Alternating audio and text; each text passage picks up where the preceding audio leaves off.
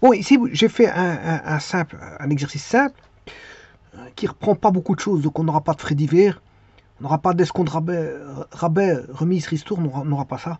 On aura juste un escompte. C'est pour travailler sur les escomptes. Comment ça se passe? Alors, j'ai fait le plus simple pour bien comprendre voilà, le cheminement du travail des escomptes. Donc, j'ai pas compliqué pour éviter de voilà, perturber un petit peu les personnes qui veulent comprendre l'escompte. Alors, l'escompte, attention qu'il est bien indiqué. Auparavant, je faisais des escomptes déduits directement. Bon, déduit directement, on le déduit directement. Mais ici, le problème, c'est un escompte non déduit directement. Alors, il y a deux cas de figure. Bon, on peut payer, je veux dire, dans les 8 jours. Ben, là, à ce moment-là, avant, c'était déduit directement parce que il y avait un paiement comptant. C'était un paiement directement. Voilà. Par contre, ici, il y a deux cas de figure. On laisse la possibilité au client de payer soit dans les 8 jours, ou s'il n'a pas les capacités de payer dans les 8 jours, ben, il payera plus tard, à la rigueur à terme, c'est-à-dire suivant un accord fixé entre les parties, c'est-à-dire 3 mois, un délai de 3 mois, un délai de 6 mois, enfin peu importe. Mais là, à ce moment-là, s'il paye à terme, à ce moment-là, il n'aura pas droit. Bon, s'il paye au comptant, qu'on lui dit qu'il a le droit à un escompte, ben, vous lui faites un escompte. Si il a le droit, que vous lui. Voilà, si, parce qu'il a payé directement, vous lui dites, bon, mais ça, c'est ce qu'on appelle un escompte déduit directement. La comptabilité, comment on a inscrit ça, bon, on le faisait automatiquement. Par contre, ici, il y a quelque chose, bon, c'est qui n'est pas clair. Qui n'est pas clair. Dans le sens, est-ce qu'il va payer ou est-ce qu'il ne va pas payer dans les 8 jours? Bon, s'il paye dans les 8 jours, ben, vous allez me dire, bah, il aura le droit. Oui, mais s'il ne paye pas dans les 8 jours, d'ailleurs, je pourrais faire un logigramme au travers d'un délai de paiement. Donc, j'ai introduit. Voilà. Ben, ici, le problème, c'est qu'on ne connaît pas, je veux dire, le nombre de jours. On connaît pas. Donc, je ne peux pas introduire le nombre de jours. C'est laissé à l'appréciation. On va se dire, bon, peut-être qu'il va payer, peut-être qu'il ne payera pas. Mais de toute façon, comme on dit en anglais, don't care, on s'en fout. Parce que le régime d'escompte s'établira dès le moment où s'il est inférieur à 8 jours, au niveau du délai de paiement, ben là, on va dire que escompte pris en compte. L'escompte est pris en compte. Droit à un escompte. Maintenant, si voilà, le délai de paiement est supérieur à 8 jours, voilà, qu'est-ce qu'on va dire? Ben, il n'aura pas droit à l'escompte. Donc, ce que je vais appeler par escompte barre. Voilà. Donc, et là, le problème, il faut faire l'écriture. On est vis-à-vis voilà, d'une chose qui est indécise. Il y a une indécision. On est pris de court par une indécision. Paiera-t-il, paiera-t-il pas? Est-ce que le client paiera, paiera pas? Paiera, paiera pas. Bon. Alors, il a un délai de 8 jours. Alors, ça, c'est les escomptes non déduits directement. Donc, il y a une indécision. Alors que, est-ce qu'on déduit directement? Il paye au comptant, vous lui dites, bon, tu as le droit, dans la comptabilité, on enregistre tout ce qu'il faut. Mais ici, comment faire face à une écriture, une indécision? Ben, c'est difficile de faire une comptabilité parce que je ne peux pas écrire les écritures alors que, bon... alors qu'il y a une indécision au niveau de l'action qui va être prise, qui va être entreprise. Donc on ne sait pas comment réagir. Donc la comptabilité a prévu voilà, une façon de faire. Et c'est ce que je vais montrer. Alors, on va prendre deux cas de figure, tout simplement. On va se dire, bon, ce qu'on va faire,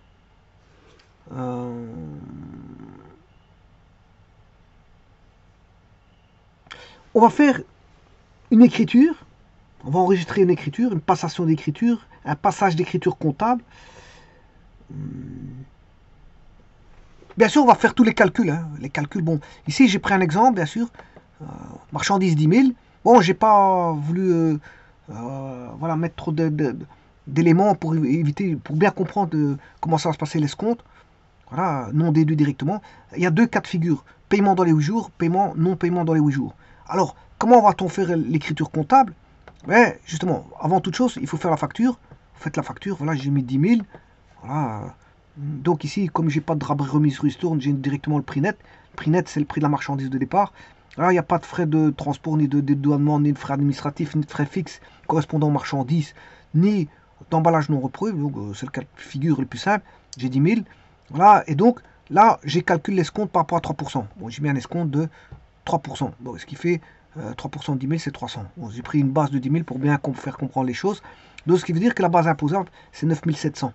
Et donc, 9 700, je calcule une TVA de 6% ici, parce que j'ai dit que la TVA ici était de 6%, un régime de 6%. Donc là, ben, j'ai voilà, 582 de TVA. Le prix hors TVA C est de 10 282. Alors ça, c'est 10 282 s'il paye l'escompte. S'il paye l'escompte. Il paye l'escompte. Si, je m'excuse, s'il paye dans les 8 jours. Parce que, bon, s'il paye dans les 8 jours, bah, vous voyez qu'il y a 300 qui sont défalqués. Donc, il aura droit à ça. Mais s'il ne paye pas dans les 8 jours, bah, on lui retire les 300. C'est ça. Donc, il paiera 10 582.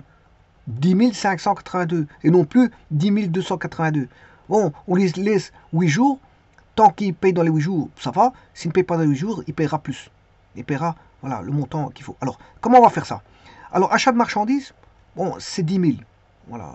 Alors ça, c'est le 3 janvier. Supposons que la facture, voilà, tout se passe le 3 janvier. Achat de marchandises, 3 janvier. Voilà. Fournisseur, 3 janvier, 10 282. Alors, s'il paye dans les 8 jours, vous aurez compris qu'ici, il faut défalquer. Hein. Il faudra payer ça à banque. C'est ça qu'il faudra payer à banque. Voilà, 3 janvier. Voilà, donc, 3 janvier, je paierai par la banque. Donc, je paierai le 3 janvier 10 282. Et donc, j'aurai l'écriture, voilà, banque, banque à fournisseur. Non, ici, je vais créditer le compte banque. Le compte bancaire va être crédité. Donc, celui-ci va être crédité. Donc, c'est plutôt fournisseur à banque. Donc ici, 10 282, parce qu'il a le droit, parce qu'il paye... bon, je ne sais pas ici pourquoi il ne l'a pas pris. Je vais recommencer. Bon, tout d'abord, on va effacer celui-ci. Et on va créditer ici. Voilà, je vais mettre le 3 janvier.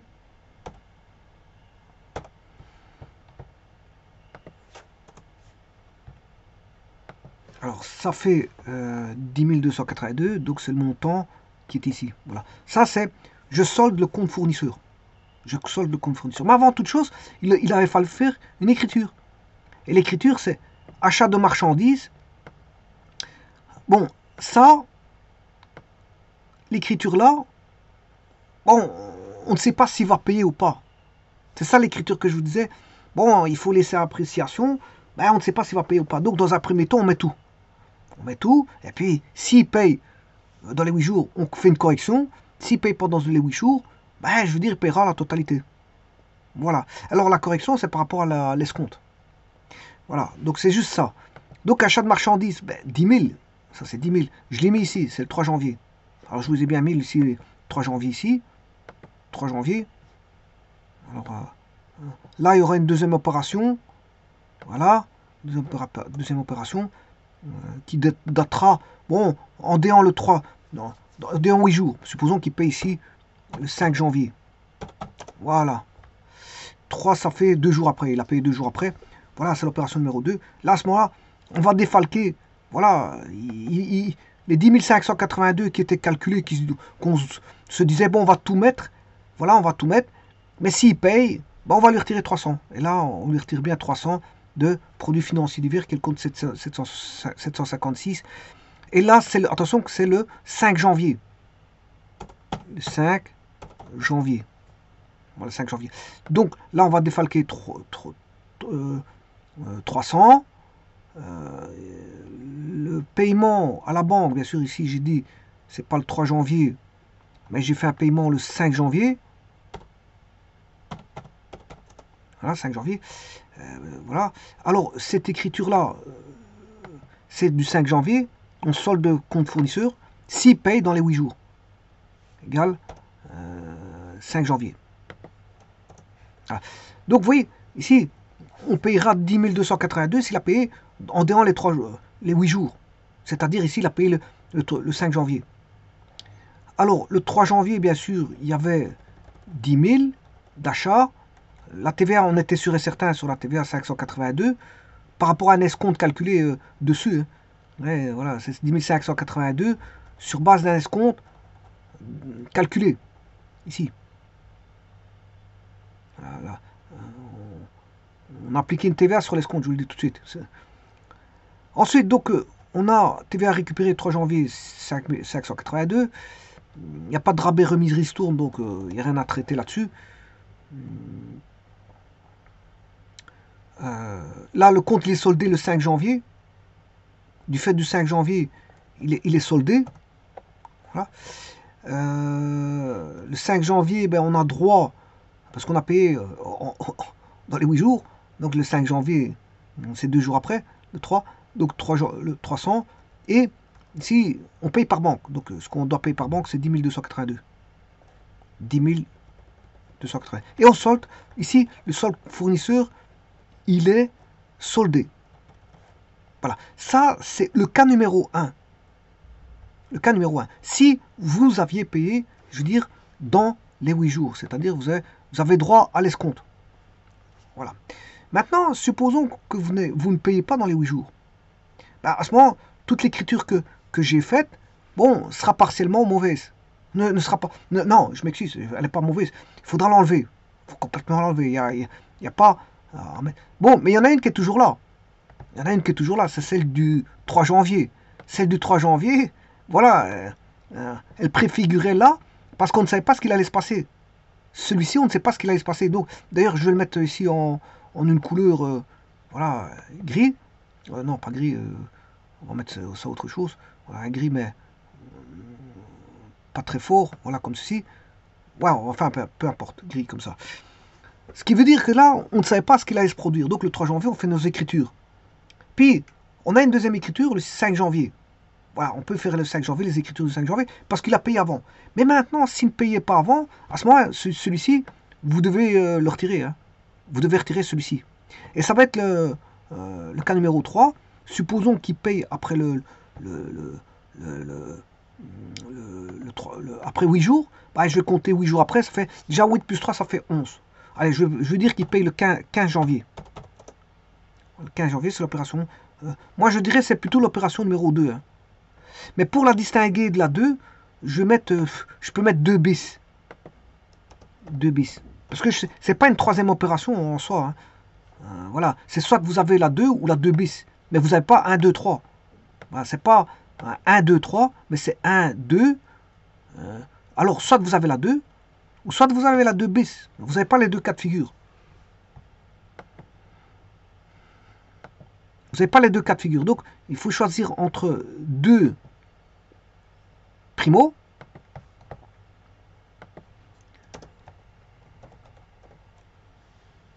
Voilà, 2 primo. Ou 2 bis. Voilà. Mais vous ne pouvez pas avoir 2 primo et 2 bis. C'est deux cas de figure différents. Ils sont antinomiques. Je veux dire, ils sont contrariants. Ils se repoussent. Vous avez soit l'un, soit l'autre, mais on ne sait pas avoir les deux. Voilà. Soit 1 avec 2 primo. Bien sûr, le 1, il sera toujours là. Hein, parce que le 1, il est indécis. On ne sait pas ce qui va se passer dans le cours qui va arriver, les cours des jours qui vont arriver. Donc, vous avez 1. Alors, s'il paye dans les 8 jours, vous avez 2 primo. S'il ne paye pas dans les 8 jours, vous avez toujours le 1 de départ de l'écriture du 3 janvier, mais vous aurez 2 bis. Et là, j'ai écrit l'écriture du 2 bis. Et le 2 bis, là, vous avez plus de. Vous ne pouvez pas avoir droit à. Voilà, vous n'avez pas droit. Petit instant, il y a juste un petit truc à régler. Je vais mettre une bordure parce que la bordure n'est pas bien faite. Voilà. Et donc, là, vous avez payé la totalité. Hein. Vous ne payerez plus de 10 282, mais vous avez payé 10 582. Donc, l'écriture du 15 janvier, c'est fournisseur 10 582 Oui, attention qu'ici, le 3 janvier, fournisseur, c'était 10 582. Fournisseur, c'était 10 000. Vous voyez bien que fournisseur, c'était 10 582. Donc ici, c'est égal à 10 582. Parce que ici, on fait comme s'il n'y avait pas de, voilà, de produits financiers. D'ailleurs, vous voyez bien que compte 756, je l'ai enlevé. J'ai mis 0. Voilà. Et donc, vous voyez que ce qui est à gauche est égal à ce qui est à droite, 10 582. Voilà. Donc, on a 10 582. Donc, le 3 janvier, on ne sait pas ce qui va se passer. C'est un décis, mais on met tout. On met tout. On ne met pas là. Alors, on n'enlèvera que lorsque, je veux dire, ce sera le cas. Et le cas viendra le 5 janvier, quand il a payé dans les 8 jours. Et là, on lui retire 300. Donc, des 10 582 qui est la totalité à payer, moins 300 qu'il a le droit à un escompte, parce qu'il a payé dans les 8 jours, ben, il va payer par la banque 10 282. 10 282. Maintenant, deuxième cas de figure, ben là, il va payer les 10 582 par la banque. Voilà, donc le 15 janvier, s'il y a le 15 janvier, le 5 janvier n'existe pas, je vous le dis tout de suite. Voilà, je vous dis que c'est quelque chose qui est antinomique, qui est contrariant entre les deux, qui sont repoussants. L'un repousse l'autre. L'écriture du 15 janvier bannit celle du 5, et celle du 5 bannit celle du 15. Voilà. Et là, bien sûr, vous allez mettre ceci. Par contre, ici, il y a quelque chose qui ne va pas. Ici, c'est 10 282. Parce que ça, c'est le paiement. On ne va pas confondre. Voilà. Et là, si on avait un solde créditeur, mais c'est normal, il est payé par le compte 756.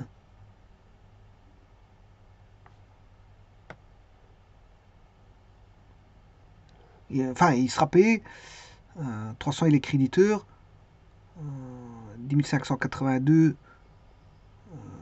Oui, et là, ça reflète, comme on a dit, ça reflète les 300 de, comment on appelle ça, les 300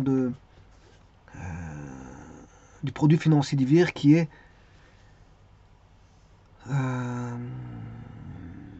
l'escompte. L'escompte à 3%. Donc ça, l'écriture là, elle existe,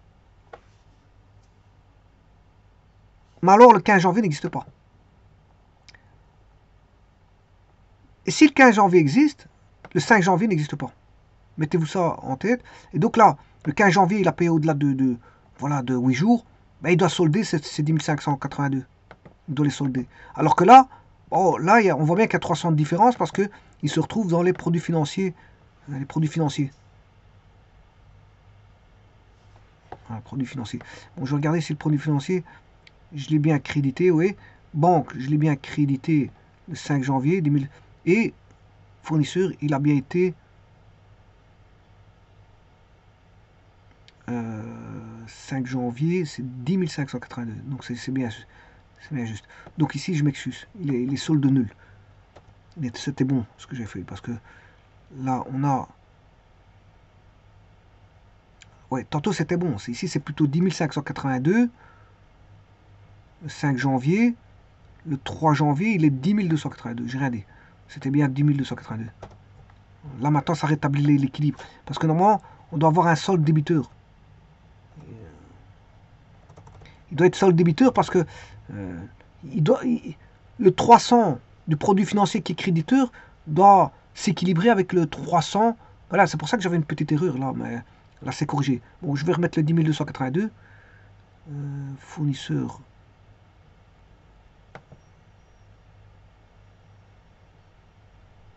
Il est là. Voilà. 10 582, 10 582 le 5 janvier. 10 582 5 janvier 300. Oui, et c'est par là, je m'excuse. J'ai rien dit. Dans tout ce que j'ai dit, je m'étais trompé. J'ai fait, voilà, je peux tourner un petit peu en rond. Voilà. Donc le 5 janvier, c'est bon. C'est 10 582 ici. Il est soldé ici. 10 582. Il est soldé. Mais on a pris en compte les 300 ici. Donc voilà. 10 582 moins 300, c'est 10 282. C'est bon. On paye par banque 10 282. C'est ceci moins ceci, ça fait ceci. Donc tout est bon. Tout est bon. 10 582 du compte fournisseur, bon, il est débité, voilà, débité ici le 5 janvier. 300, ici, il est là, c'est le 5 janvier, voilà, on retire les 300, ben on paye par la banque 282. Donc là, on a bien crédité, voilà, le produit, euh, le produit. Il est bien crédité, c'est bon. Tout est bon. Bon, maintenant, revenons au 15 janvier. Le 15 janvier, bon, là, l'écriture, on va solder le compte. On va solder le compte fournisseur. 10 582, on le solde. Voilà. Mais il n'y a plus ces fameux 300. Il n'y a plus ces fameux 300. Il n'y a plus ces fameux 300. S'il n'y a plus ces fameux 300, ben, on ne doit pas soustraire les 300. On paiera la totalité des 10 582. Voilà. Et ça, c'est le 15 janvier.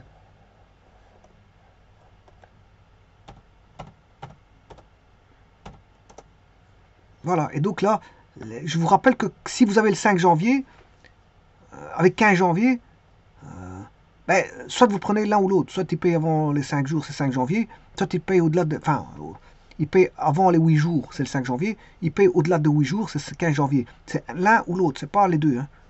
Donc, dans un cas de figure, bon, ici, il paiera... Oui, ici, il y a encore une erreur, parce que c'est pas 10 582, c'est 10 282. 10 282. 5 janvier, il paiera 10 282. Voilà, on ressent la différence entre 10 282 et 10 582. Allez, maintenant, tout est bon. Tout est bon. Ici, tout est bon.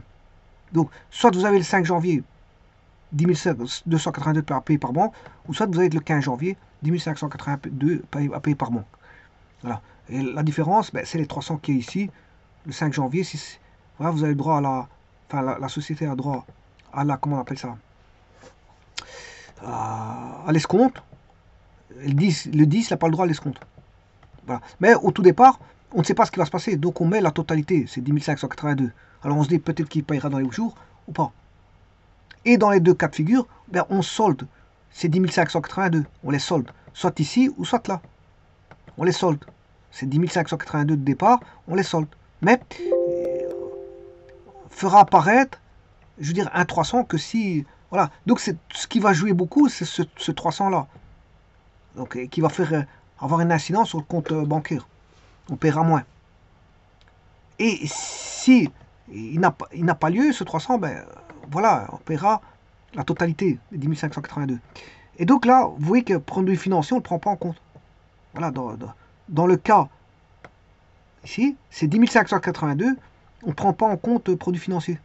Voilà. Alors que là, c'est toujours 10 582, mais là, il faudra prendre en compte produit financier.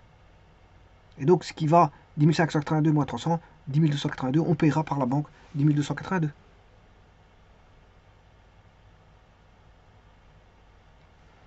Voilà, donc c'est un cas de figure le plus simple possible. Pourquoi le plus simple? Parce que ben, je n'ai pas mis de rabais remise ristourne, je n'ai pas mis de frais de, voilà, frais de transport, frais de dédouanement, frais, voilà. Mais par après, je referai des exercices qui vont mettre en avant, bien sûr, tous ces frais-là et rabais remise ristourne.